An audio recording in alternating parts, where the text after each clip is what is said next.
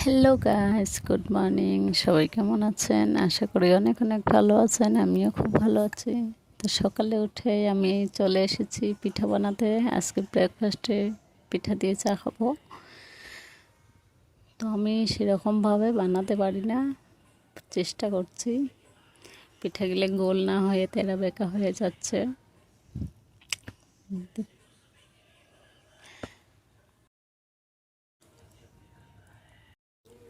পিঠা বানিয়ে রেখে আমি ভাবছিলাম যে কিছুটা আটা এরকম বোতলে ভরে জিলাপির মতো বানানো যায় কি না।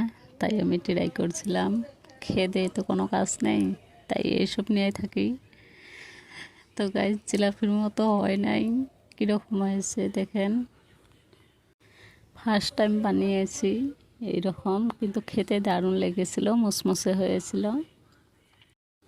যখন আমি ঘরে বসে থাকি তখন আমি এসবে করি।